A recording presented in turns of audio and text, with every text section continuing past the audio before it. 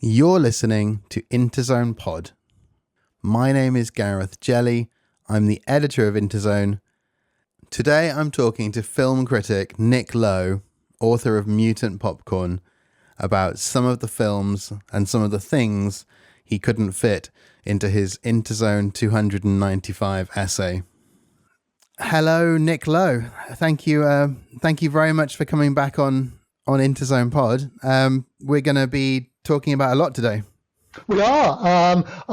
We've just published, I think, the longest column I've ever done. Is and it? It's going to start with, well, mainly because you kept finding extra pages when I thought, can I just squeeze this in and this and this? Yeah. And you just nodded yes. Nevertheless, we're going to start as last time, I think, with some of the stuff that didn't make the cut. Or we're going to come on to that fairly quickly. There wasn't room for everything, and we've got lots of other things that we would like to touch on, at least along the way. Mm-hmm. Yeah. So we was starting off. This year is a really big year, right? Yes, I mean, and I think it's kind of snuck past everyone just what an amazing year it has been for SF and fantasy film. People kind of see the Barbenheimer event and they see, all the superhero films flopping, and they don't really see how many extraordinary little things around the edges there have been, particularly not in English, actually. It's been an absolute benchmark year. So I'm trying to think back to the beginning. I mean, it started with Megan, which is possibly the film that has hit its moment most since the lunar sequences in 2001. I mean, they could not have known that it was going to come right in the middle of AI panic. And it was only a brilliant little film anyway, but it was just the film of this year in science fiction coming true. And that was that was before the year had even really got started. We've had one absolute all-time classic in the Spider-Verse sequel, which is just one of those films that melts your eyeballs and feels like, as the first one did in its day, but the first one actually has been so influential it seems a bit dated now. But the new one is just such an amazing celebration of superhero narrative and animation cutting-edge art. And if we just had those two films, it would have been an extraordinary year. But it's also been a year in which Wes Anderson did another SF film, not his best, I think, but certainly as stylish as his previous dabbles in the medium. We've had an amazing bunch of Japanese films. I mean, again, Makoto Shinkai's Suzume would have been film of the year in a weaker year. We had the wonderful live action drama about assisted senior side Plan 75, which I thought was an absolute stunner. Plan 75 is really interesting. Yeah, I recommend that one. Wonderful film. Yeah, we had. I think possibly my second favorite film of the year, the Five Devils, the French. How can you put it? 8-year-old time slip witch, biracial sapphic melodrama centered around hyperosmic superpowers. Absolutely stunning film, and all kinds of weird little indie stuff. The Irish Bakelite punk time viewer film Lola, the Chilean magic realist musical The Cow Who Sang a Song into the Future. Amazing years in the making animated indie Marcel the Shell with Shoes On, and we're not even halfway down the list of the stuff that we've already covered this year. So it's been amazing, and there's some incredible stuff coming out, and we'll probably get to that later on. Yeah, and there's and all of that's in this, as you say, this the longest ever Mutant Popcorn essay in Interzone 295, which you can find at interzone.press. I actually hadn't twigged that it was the very longest, but that does make sense. Well, you must have felt it by the time you were finding all those extra pages. Yeah, it did feel quite long. I was thinking back to the days when we used to be monthly and there were nearly so many, there were none of these kind of fantasy franchises. And so sometimes, particularly around this time of year, a month would go by with nothing coming out and you could sort of devote an entire column to a single film. And there were at least 15 films I would have been happy doing that with this year. And they get 3 sentences instead. Yeah, a really, really good year. And you, when it was monthly, you must have been writing them like back to back, like finishing one, starting the next. Well, that was kind of how it worked. Yes, I mean and it's still a bit like that, except they all come out in these enormous bursts, and I have to cut most of it. But I do like us being a kind of journal of record and trying to get everything that at least gets a UK theatrical release. And Yeah. it's. It's great being in London where you get, for example, a lot of the Chinese stuff that doesn't really travel the country very well, but you get to see it with Chinese audiences. So, one of my most thrilling viewing experiences of the year was The Wandering Earth 2. Simply watching that with basically a big cinema packed to the rafters with Chinese students. Completely different experience from watching a relatively indifferent film, actually. A very interesting film about Chinese heroism on on a streamer, as of course most of us watched the original Wandering Earth. So it's been a really exciting year, and I seem to be seeing more films than ever, but so kind of squeezed together that we can't always give them the space that they could use, and that's why it's lovely to have this pod overspill. We can catch some of these extra ones. So, the first overspill, I think you're going to tell us about the Euro animations, right?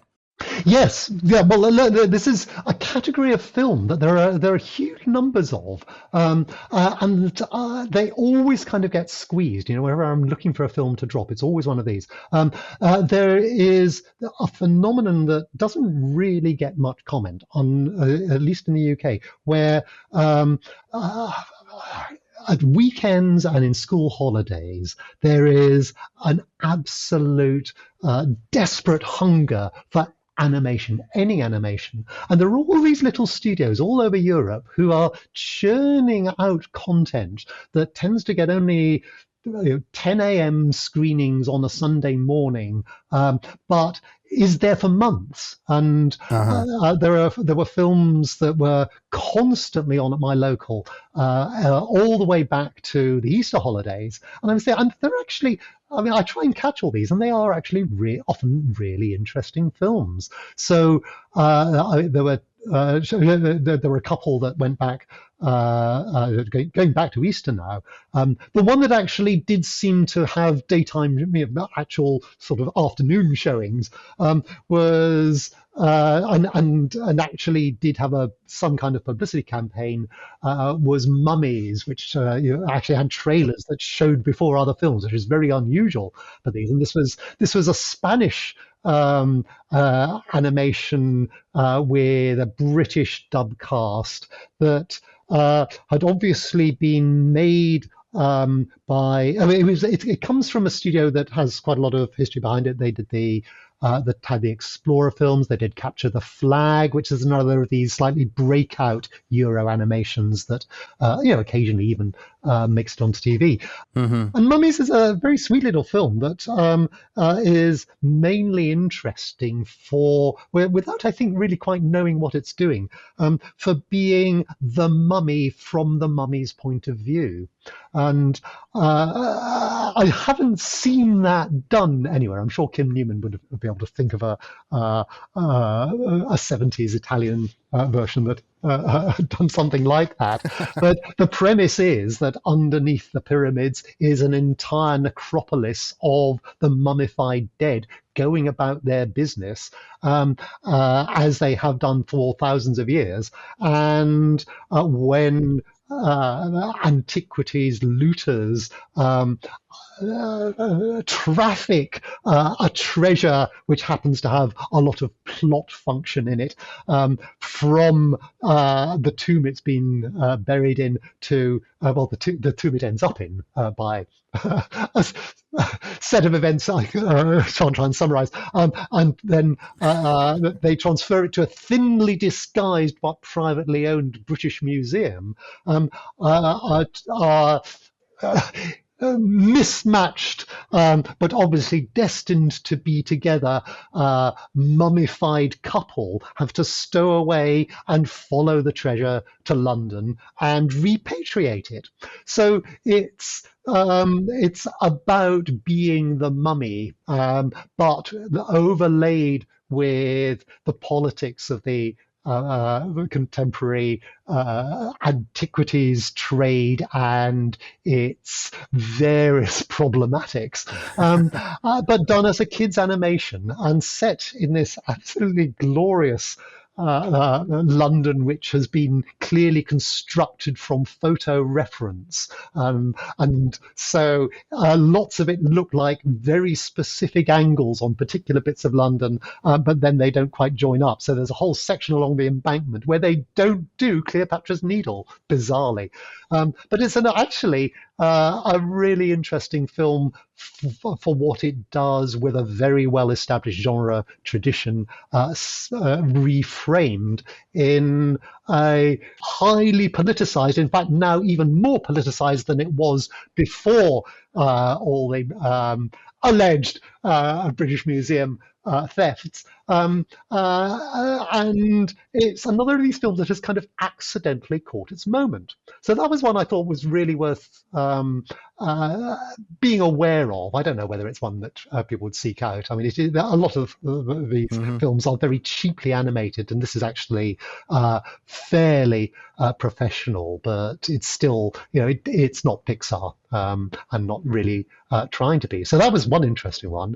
Okay. I was also, again, really from a kind of genre history point of view, very intrigued by a French animation from a studio in Toulouse, which in English is called Epic Tales, but in French is called Patty and the Wrath of Poseidon, which is a cartoon animal sequel to Harryhausen's Jason and the Argonauts, in which all the Argonauts except Jason are now dead, and we're now in the last generation of the Age of Heroes, and the only character in the film who still believes in heroes, apart from a truly geriatric Jason who's sort of hobbling around on a walking frame, is a little talking mouse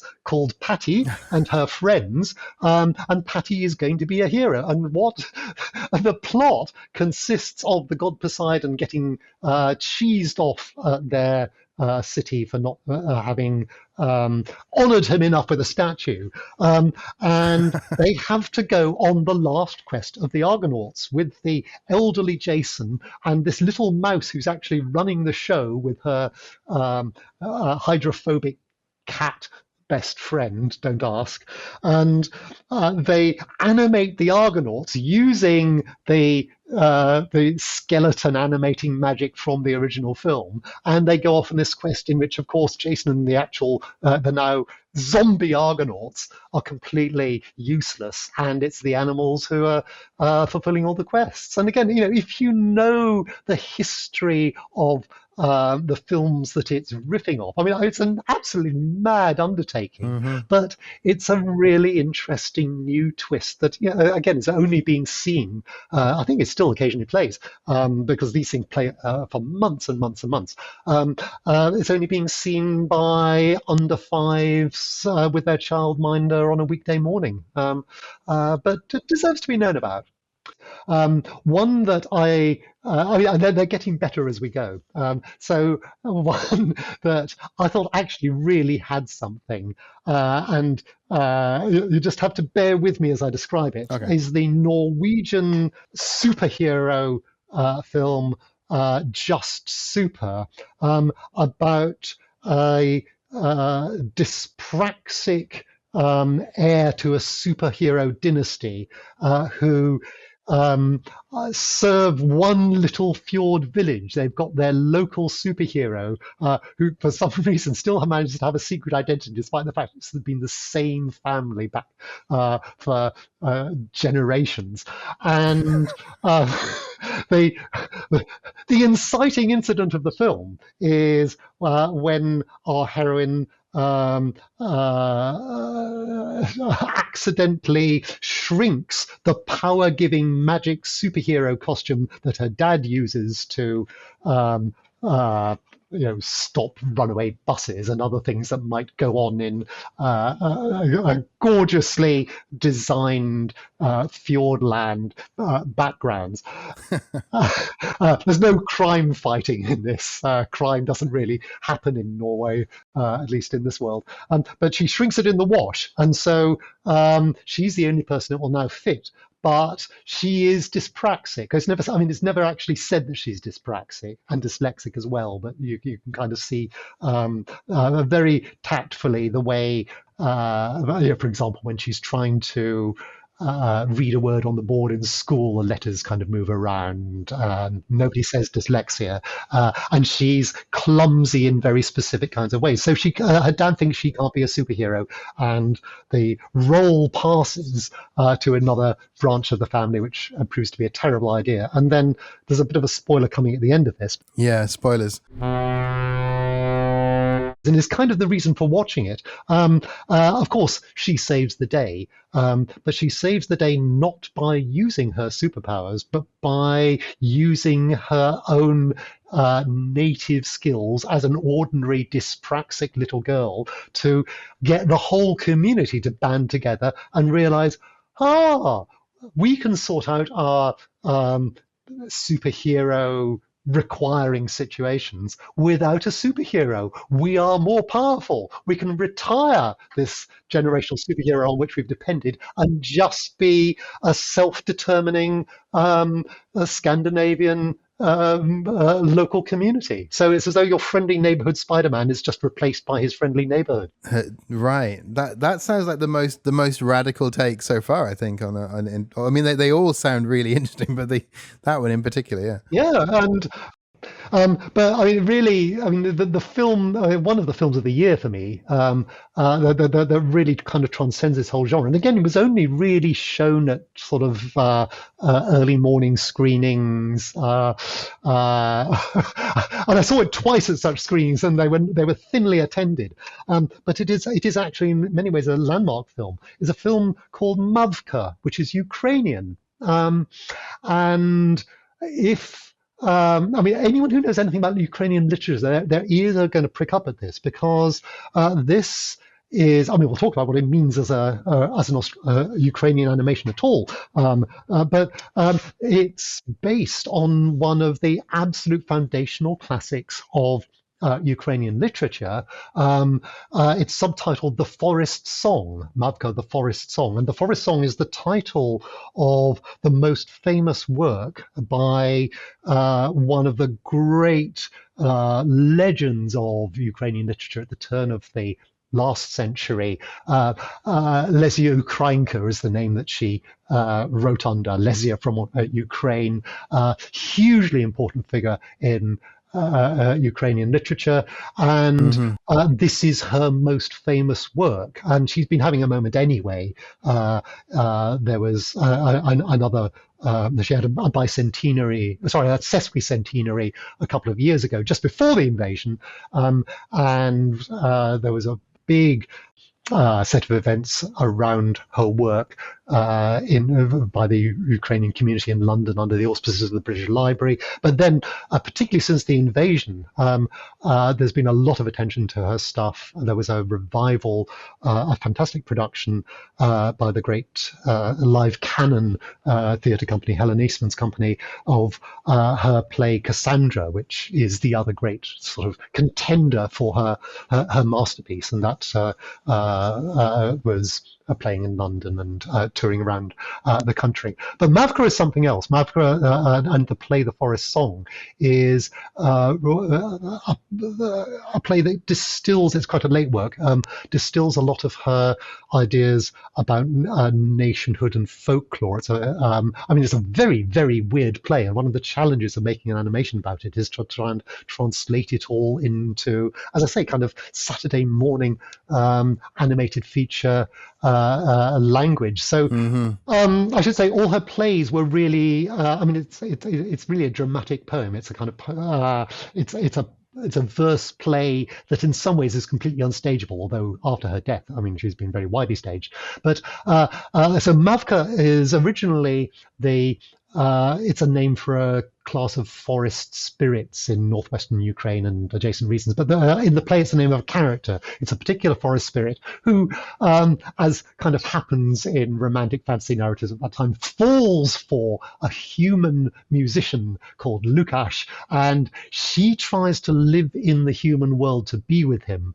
but she literally can't cut it when she tries to do peasant things like harvest wheat. The wheat goes, "Sister, don't cut my hair," and so she doesn't have the heart. And so her boyfriend Lukash very ill-advisedly allows himself to be pushed instead into marrying a young widow called Kalina, who turns out to be a very bad egg. And Mavka, in heartbreak, returns to the forest, and things get really weird at this point. She gives herself over to this entity called Him Who Dwells in the Rock, who's a kind of dark nothingness in the interior of the earth. But she and Lukash are still drawn to one another, and she re-emerges in the third act, which is very, very strange indeed, as a kind of ghostly, diminished revenant. And the two of them choose to perish together in a snowdrift and are absorbed into the forest. And that's just some of the stuff that's just the main plot. But there is other weird stuff going on in the background with supporting characters, and indeed between the acts. Between acts 2 and 3, Lukash is turned into a werewolf and cured. And the mention is just made of this as something that's happened while you were off getting your ice creams in the break. But obviously, this is not a kid's animation. So what they've done in the film is kind of trace over the lines of it using what is basically a kind of set of vintage SF tropes that have become part of the grammar of fantasy film and enable what is still basically the same story to speak to a world that it couldn't have imagined, just by kind of translating it into a more modern narrative grammar. And its big idea is to make it a fusion of to turn this plot into a fusion of Fern Gully, or possibly Avatar, actually, because there's a home tree in it. But that plot and Dark Phoenix. In this version, the villainess Kalina is the heiress to a local sawmill, which attempted to commercialize and exploit the forest and destroy the local culture by bulldozing it all for for timber, and so it's very much about. There's a lot of stuff in the film which is very much not in the play about technology encroaching on the wilderness, and it is very Avatar-y actually.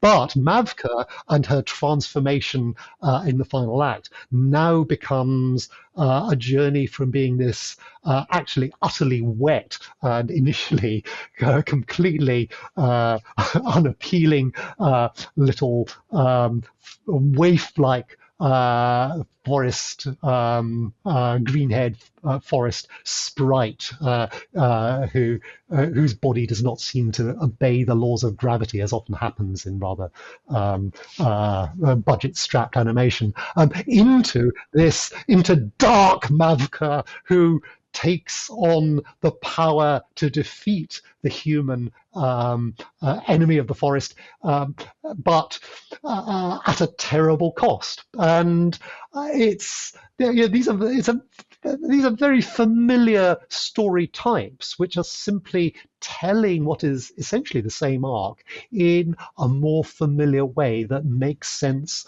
to the kind of audience it's going for. And of course, this is a film that was in production long before even the pandemic, let alone the invasion. And so, it was completed, the last really third of the production happened post-invasion, and it was released into cinemas in Ukraine while they were under threat of bombing, and half of them were closed, but nevertheless became the biggest animation, I think possibly by now the biggest film in Ukrainian history. And it really is, it's really got something, despite having a rather ropey English script, at least. I haven't seen the Ukrainian dub yet. And the human and humanoid character animation isn't all that great, but the designs and the creature animation, the forest beasties, are fantastic. And the landscapes have a kind of almost pioneer America, Thomas Cole kind of magic hour look to them, and there are all these wacky woodland magical fauna. And wonderfully, they've got all the Ukrainian cultural history police to advise them on it. So it's got obsessively authentic peasant costumes and folk art, which gives what is otherwise like generic animation a really striking and distinctive look. And the soundtrack is this weird mixture of Ukrainian folk music with generic montage pop. Really strange, like nothing else you've ever seen. But well worth checking out. It's really touched a chord with the Ukrainians, but I think it actually has a much wider reach.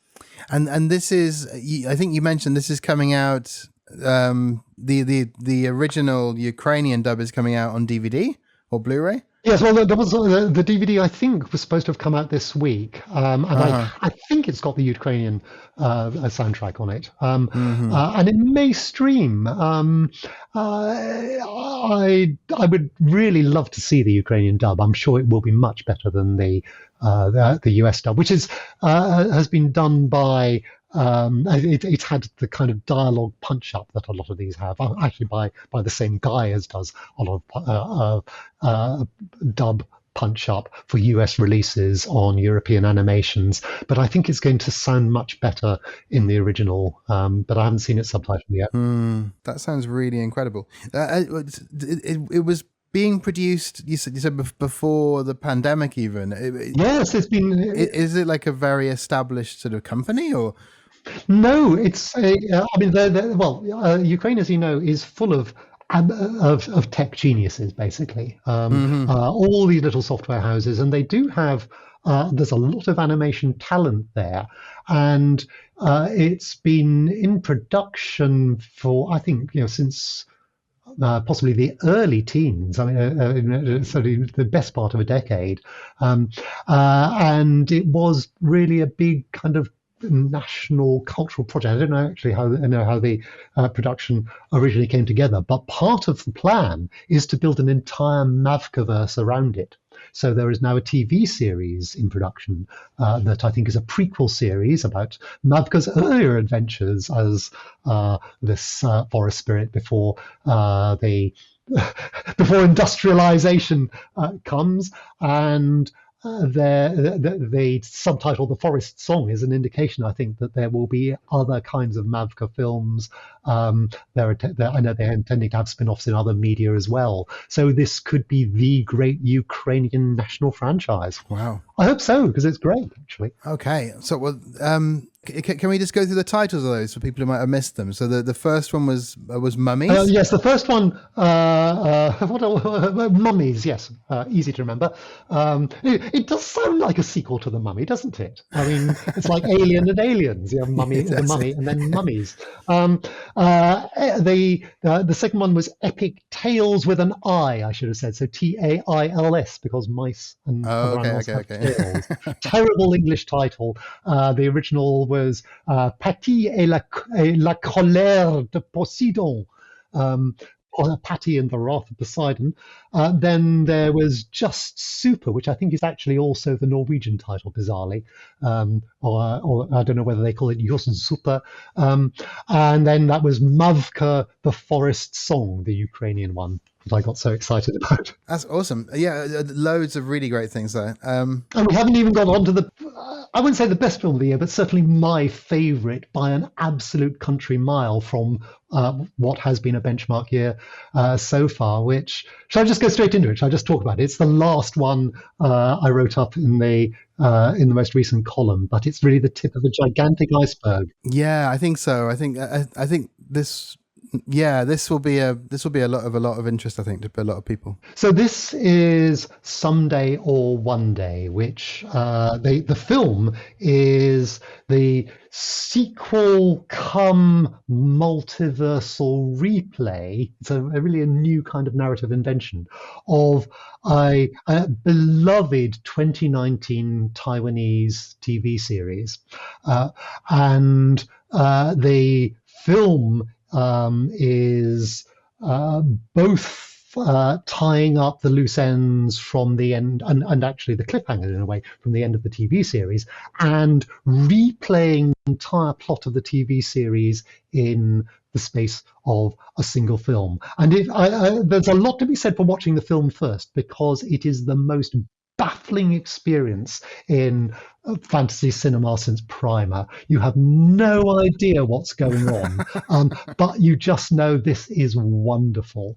And then if you go off and watch the Taiwanese series, you have some sense of the rules and what some of these references are. But in a way, I kind of like and it becomes a very rich film in new ways, while still being utterly baffling. But it's become topical because the original series has just this week dropped as in the form of a Korean remake on Netflix called A Time Called You. And though the Korean version, which is actually not bad in its own right, it's about 30% as good as the original Taiwanese version.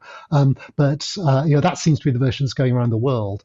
And although the Taiwanese one is much harder to find, the original series is kind of the beating heart of what I think is going to become, you suggested this before we were talking, it's going to become the new Life on Mars that everyone remakes in their own kind of national traditions. But the premise is that our heroine is a 20-something career girl working for some kind of tech startup in Taipei, who has recently lost her boyfriend in a terrible and somewhat mysterious plane crash. And she receives a mystery parcel of a vintage 1990s style cassette player with an absolute banger of a 90s Taiwanese hit by Wu Bai called Last Dance.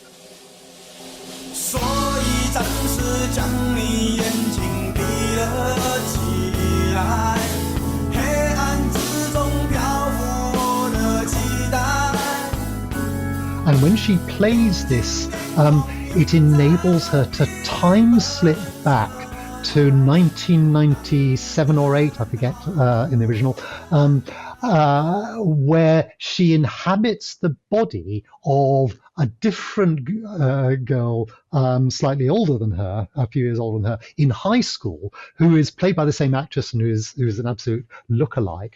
And one of her classmates is an absolute ringer for the dead boyfriend. And over the course of 16 hours, because it's 13 72-minute episodes in the original, it's quite there's a lot of narrative space there. The relationship between these two seemingly different characters in the past, in this high school, which has all kinds of love triangles and a kind of double murder mystery going on in it, and the events in the present day and everything that's happened in between gradually assemble into a cross-time story of lost love and attempts to change the future, with some absolutely majestic twists in it along the way. And the production values are glorious, kind of 80s Australian soap. It's just wonderful, but but it is actually very, very satisfying, and it gets to a point at the end which leaves it open to a sequel. And the sequel is the film, which has a lot more budget and is capable of digital effects, so they can do some of the things that the original couldn't really do, like have the same actor do scenes with themselves. But it also, because, I mean, the one small spoiler here is, but it also, because, I mean, the one small spoiler here is that at the end of the original series, where the main plot is about the heroine from the future trying to stop the girl whose body she's inhabiting in the past from being murdered at the end of the series. And what happens at the end is that the timeline is reset, and all the surviving characters' memories of what happened to them in the time slip plot have been obliterated. And so they're kind of starting over in the present day. And what happens in the film is that they time slip by the same mechanism. I mean, the history repeats itself. We have the same kind of starting point, but they are time slipping over a briefer period, but with more iterations and with yet more twists. And that's where it becomes Primer-like. And you think, wait a minute, who exactly is this character in this body now? And is the character they're talking to played by the same actress, the version that we think it is, or a different version? And if you watch the series, you can kind of follow it, because you know these characters in their different lives and their different iterations. But there's a joy in watching it if you haven't a clue what's going on. And it does stick the landing. It does.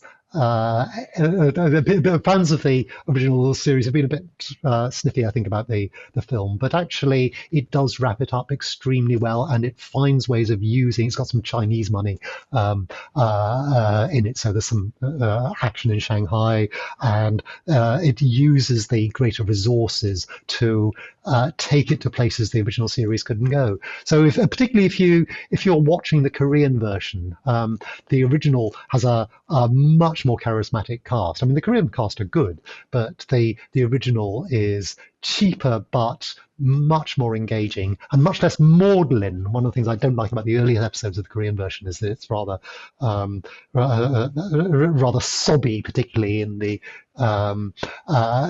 more intendedly heart-wringing episodes, whereas the lightness of touch in the original, I think, is preserved in the film. Yeah.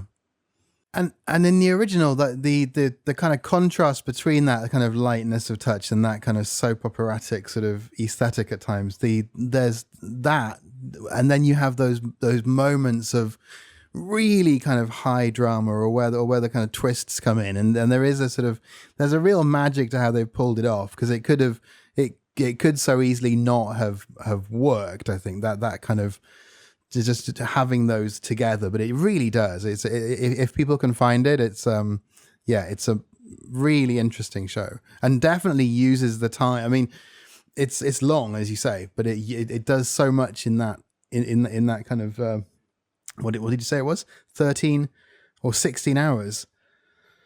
Well, it's 13 episodes of 72 minutes, and one of the great things about it is that the twists are all the way through. It's not as if it kind of runs out of them. In fact, there is a really big and really dark turn in the penultimate episode. You think there's a, I mean, again, this isn't really a spoiler, but they catch and stop the murderer, which is actually a fantastic plot, in the antepenultimate episode. And you think, well, how on earth are they now going to find material for 2 further episodes? And then something happens, which is obviously what they were planning all along, that just lifts it in ways that you did not see coming. And it turns out all along to have been about something else than you were thinking it had in its bag. And is the film version your film of the year so far? Well, yeah, I mean, it is for me. It's just been, I mean, I can't stop watching it, mainly because I can't stop trying to figure out what's going on in it. There are moments in it where I'm still not sure. You can understand them at the time, but then 5 minutes later you think, hang on, what happened there? Mm-hmm. And there is one particularly gorgeous twist about 3/4 of the way through, where you think, oh, this is, it was worth all the hours that have led up to this, just for this one moment. And so I just think it's a joy to experience. Likes trying to decipher baffling science fictional narratives. They're in for a treat, and it is really doing something new. The combination of body hopping and time slipping with a mystery about identity over time is really, really clever. And having a sequel, which is both a sequel that the characters don't know is a sequel, but also a kind of alternate iteration. And when watching the Korean version, you couldn't help thinking, oh yes, this is just another branch of the multiverse. This story is happening in lots of different places and tracing, rather like in Spider-Verse. These are the canon events, and it's tracing the same kind of arc, but with cultural differences. So the Korean version has some very striking new and in some cases improved touches that weren't available in Taiwanese culture. Right. I hope it gets picked up by more kind of production teams in different places. It has such a strong core to it, such a strong narrative core, and I can definitely see how you could just sort of layer so much. You could localize it in so many different ways. Yeah. Someday or one day. So that's everything we couldn't. I mean, I think that's everything you couldn't fit into the Mutant Popcorn. Or was there more? Maybe I'm missing something. Well, that was kind of it by then. I mean, there are a few things that came along too late to write up, but I expect they'll be in the next issue, which is going to be full of good stuff. Actually, we've been saying it's been something of a vintage year, but and despite the strike, despite the fact that many key titles have been pulled from the calendar, Sony have kicked most of their stuff to next year. Warner's have been pushing stuff back. We were all thinking 2023 is going to be the year of Dune Part 2, and everything else can just sort of go off might as well go home. But Mm. and some of the things that I've been most looking forward to have been pushed to next year. Poor Things is obviously one of the films that very vexingly everyone now loves, and so they need to get Emma Stone on a red carpet at the end of the year for the Oscar push, and it's not coming out in the UK till January now. But it is playing the festival circuit, and a lot of these releases over the coming months are things that have been touring the festival. So, as well as Poor Things, which is playing at the London Film Festival, that's where I'll be seeing it. For those who've been living under a rock, this is the adaptation of, I think, Alistair Gray's second greatest novel,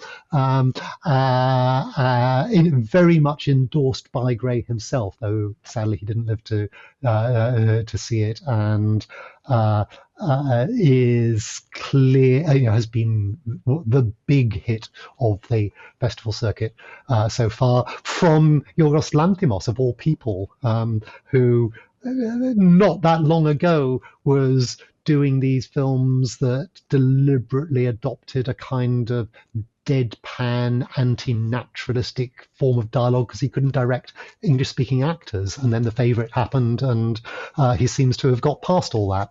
So that looks like it's going to be amazing. I'm seeing that the same day as the Miyazaki. Which you got tickets for, right? There was a little bit of a queuing headache of that one. Yeah, it was a bit hairy because I had that and a dozen other films in my basket, and then basket crashed. But so that will be, again, a great destination film for everyone in our kind of a world.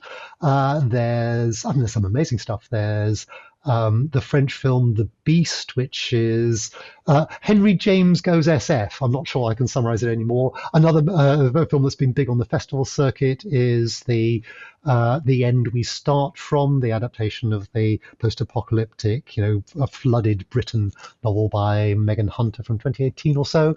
Jodie Comer's been getting a lot of attention for her lead performance there. We've got Molly and Max in the Future, which I deliberately looked up this is the London Film Festival summary of the plot. After a half-fishman collides with a crystal harvester's spaceship, their on-off relationship spans multiple years, dimensions, and planets in this lo-fi sci-fi rom-com. Doesn't that make you want to just drop everything and see that right now? Yes. So there are those and many other extraordinary things just coming up in the festival circuit. But there are also some really interesting things coming up in the scheduled releases. We've got, I'm looking forward particularly to the to Foe, which is the adaptation of the Ian Reid novel, with this very kind of awards baity looking cast of Saoirse Ronan and Paul Mescal. We've Disney haven't been pulling stuff, so we've still got the Marvels, which actually, I'm cautiously looking forward to, even though it's got roots in the Marvel TV shows. It looks like they've actually got a new superhero idea, this idea of them all kind of swapping places when they use their powers. That seems to be a very cinematic, a very specifically cinematic superhero idea that we haven't seen before. There's the Disney animation Wish, which could be wonderful, could be terrible. We've got Gareth Edwards returning with the original feature, The Creator, which looks very, very ambitious and very gorgeous, as all these things do. There's a new Dr. Jekyll I don't know very much about. There's the Hunger Games prequel. There's a Trolls film and there's an Aquaman film. There's a lot coming up before the end of the year, and then presumably it'll all dry up in 2024, except for stuff that's already in the bank, which is mostly and rather dispiritingly heavy. In fact, heavy to sort of black hole, all matter swallowing, with franchise installments, just looking ahead at the release calendar for 2024 of stuff that actually is inked in. We've got Furiosa, which everyone's looking forward to. But strictly speaking, it's a Fury Road prequel. We've got prequel to A Quiet Place coming up. We've got new Alien, Planet of the Apes, Ghostbusters, Godzilla and Kong, Despicable Me. There's even a new Kung Fu Panda. I thought they'd stop making those, but this is DreamWorks. They have to keep dropping a feature now and again to keep their animated streaming series alive. We've got Beetlejuice 2, of course, Inside Out 2, Dune Part 2, still inked in for March. So the second halves of things, the second half of the Mission Impossible, supposedly coming out still next year. Still more superhero stuff. Sony are still cranking out their minor spider villains vehicles with Kraven the Hunter, which got postponed, but they've also got Madam Web coming out. And Marvel are doing their Deadpool 3, which I think was almost finished before the strike, and they've got another Captain America with another Captain America.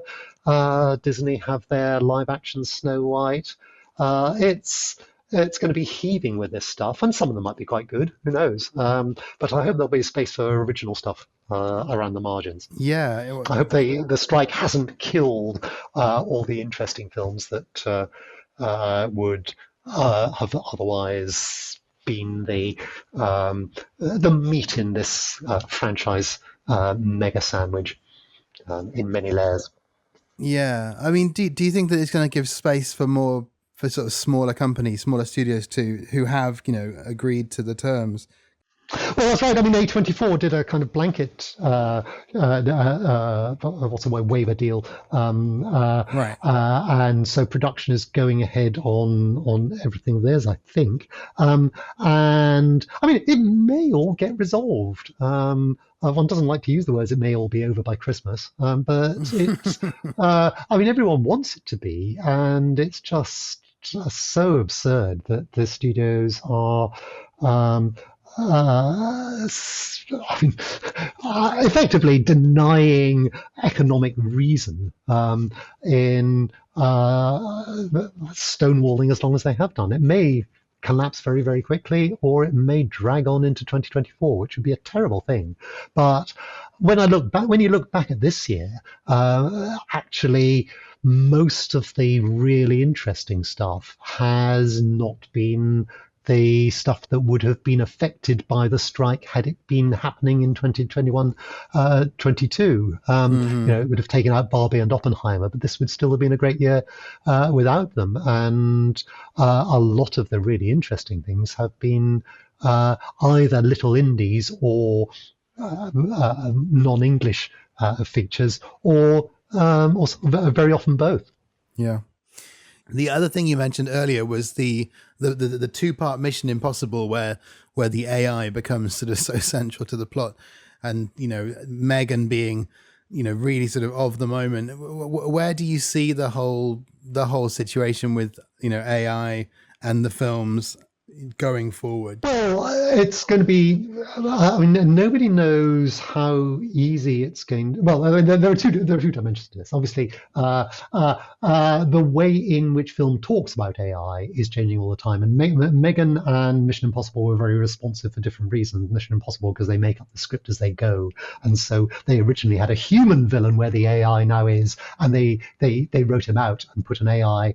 I'm not talking about the S.I. Morales character, but there was a human character above him who has now been written out of the film in favor of this thing called the Entity, because Macquarie saw that would be a cool thing to come out in whatever year it was originally going to come out in. But the and Megan, I think, just caught its moment because it's got a very, very smart writer, Akilah Cooper, who really did her homework and saw what the emerging issues would be. And I'm very pleased to see she's been retained for the sequel, because I mean I think she was she and the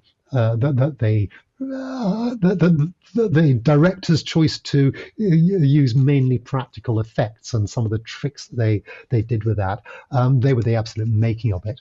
But of course, the thing that everyone's worried about is the way that AI is changing the making of film itself. And the thing we really can't, I mean, I certainly can't see an obvious way through is how one drafts a contract in 2023 that will cover the ways in which both the sort of construction of moving images and indeed the actors' voices that go with them, and the production even of more conventional underpinnings like script and dialogue will develop over the years that contract has to cover, because things are moving so fast. There was such a kind of gold rush on, and every month the picture looks completely different. It's really only in the last few weeks that we've had really clear cases of celebrities' voices being pirated and put to malevolent uses in exactly the ways, of course, that we were that everyone was warning was going to happen. Right. And this is going to happen presumably on a much greater scale, and it makes you just feel like as usual, you're an SF reader who has been saying all your life this stuff is coming, and suddenly it's arrived, and everyone thinks, bloody hell, why didn't nobody tell us it was coming? So it's not quite RUR yet, but because amongst other things, because the metropolis, we can't break the machines because the machines are unbreakable. Really, really hard to see how it's going to go, but we need at least robust negotiations around this now. Otherwise, it is going to be the Wild West, and the ability of actual talent to make films is going to go down the toilet. The encouraging thing, I suppose, is that people still kind of like the human stuff.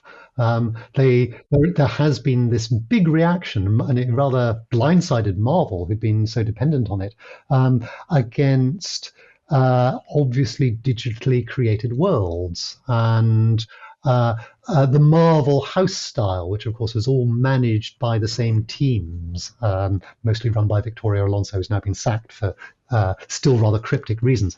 They had developed a particular look which has suddenly become a turn-off to audiences, and this is why films like Megan and what would be another good example this year of something that's been very kind of, I suppose actually things like Barbie. Barbie has and Oppenheimer, very practical based films. There's still lots of digital stuff in there, but no kind of digitally created sets, for example. That seems to be at the moment a bit of a kind of a deal breaker, and so audiences are really enjoying living in a physical world again, I think, and that may last or it may not. I mean, we may just get more sophisticated AI produced sets. I'm completely here for that as well, as long as there's still a job for human actors and writers and people who look through cameras at real things and register an image on some recording medium. Yeah, I mean, and going back to Megan again, I mean, that seems to be such a great model for integrating different things. The DVD special feature where you could see I think they had like 2 or 3 remote controls running simultaneously, or 3 different people doing micro expressions on the sort of the animatronic, that's right. Yes, to have all of that running, to have that kind of, and you really do fit in the film. It does come over, so it does make such a difference, and then also to have the other layers on top. So we don't want to have no AI stuff, because there's loads of potential for things like procedurally generated sets, or if you've got like long TV shows, or if you have got people who are making things on a low budget. But yeah, at the same time, human beings, human eyes could be great in the world of animation. It's a great toolkit for people who have the talent for making extraordinary art come alive. I don't see it as the enemy of animation at all. The first Spider-Verse as well. Sorry to butt in there. Didn't the first Spider-Verse, a lot of the facial expressions, I think, were kind of general. That could be. They Yes, were I generated don't remember that. via some sort of training model. I feel like I read somewhere that there were elements of that kind of, in combination with obviously a huge amount of human input, allowed them to have that really wide range of sort of expressions on the characters. Although, if you go back and look at it now, the facial expressions are one of the weakest things about it. It doesn't look like it was made. I mean, it certainly doesn't look like it was made today. They look like Sims. It's a real shock because it didn't feel like that at the time. At the time it was really, really something else. Yeah. Yeah, and actually, a lot of it was just. Really, a lot of it was much more traditional than I remembered it being, and it's really that last bit where the Kingpin's collider goes off and it just goes multiverse crazy and the visuals explode. And then, of course, the sequel is all like that right from the incredible opening sequence, and. You can see the influence of the original Spider-Verse in, for example, the Teenage Mutant Ninja Turtles film, which is very much like the New York stuff, the more naturalistic, very painterly stuff from the first Spider-Verse, but with that kind of hip grammar of the cuts and the angles and the performances kind of talking over one another. All that stuff is clearly seeded by the original Spider-Verse. But of course, the Spider-Verse has now moved on to set a new benchmark that everyone's thinking, oh God, how do we beat that? Yeah, where do you? Just another quick follow up. You mentioned that kind of audiences seem to have gone off that house style. That they sort of spent a lot of time developing it, and now it's not the thing. And it does feel to me that the technology is changing really fast. And with things like, I was talking to a writer about AI art on AI generated images that are inverted commas art on book covers, and I feel like audiences and readers are becoming really savvy to spotting things faster. So on the one hand, yes, this stuff is becoming cheaper and faster to produce, but I do think that the audiences do notice it fairly quickly, and it does start to become very homogenous very fast. And so that's right.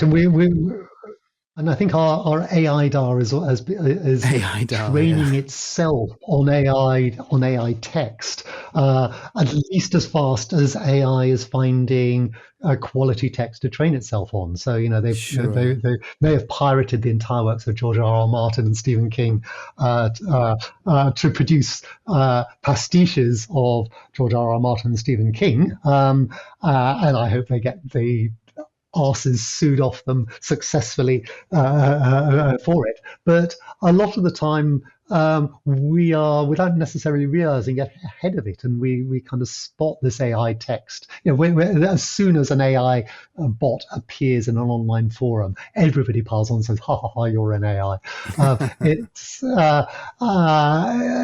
I don't think this is the apocalypse at all. It's an exciting time to be living through, and it's difficult to see what the end game is going to look like. It's going to be difficult to see what the stable state that emerges from this great transformation will look like. But we are, I think, tuning in quite well, and we're finding ourselves rapidly losing patience with the kind of homogenized robot pabulum that seems to be the best that's coming. I mean, there are people who are saying, there was a piece by Simon Rich in the New Yorker a month or two back saying that if you know people in the business and you're a writer, you know your career is going to be over in 5 years' time, which might be true. There's a wonderful piece where it makes up Onion headlines, and they're as good as real Onion headlines. And you think, well, if I couldn't do better than this, why am I still in this gig? But maybe by the time that particular LLM comes on stream, we'll be able to tell the difference between AI Onion headlines and real Onion headlines. Yeah. Yeah, well, I've trained my brain on Mutant Popcorn written by a human, Nick Lowe. So if anyone ever tries to AI generate a Mutant Popcorn, I hope my AI DAR is good enough to be able to. It's probably really easy to do, particularly now that it's all there. I don't know, already or imminently online, and so it can be scraped. You can sack me now. The bot to review Dune Part 2. Oh goodness me! I mean, losing their jobs after 5 years. I think there's, as you mentioned with the contracts, there needs to be that delineation between the things that an AI could do very well. I mean, I have a student who was talking about writing software specifications and sort of quite technical documents that were really boring and really tedious to produce, but where with the right training, you could sort of generate things and then have them checked and have them sort of done. And I mean, you want it to reduce the kind of boring labor so that we have more time to do the good stuff. Yeah. But you also have to be able to tell whether the system is doing the good stuff correctly. So we still need to police it. Yeah, we do. We're gonna need humans. Thank you very much for coming on again onto INTERZONE Pod. It's been a pleasure. Listeners, you can find the latest Mutant Popcorn in INTERZONE 295, available at interzone.press, and I can't wait to read the next one, to Mutant Popcorn in 296. Can't wait to write it. That some of it's already written. Okay. We'll see what else comes out. Yeah. But I think the next couple of weeks I'm gonna be seeing a lot of really, really cool stuff. Oh, that's great. Thanks again, Nick. Have a great time. Have a great day. You've been listening to INTERZONE Pod. My name is Gareth Jelley, and today my guest was the film critic Nick Lowe. You can find out more about INTERZONE at interzone.press and read stories and reviews for free at interzone.digital. Thanks for listening. See you next time.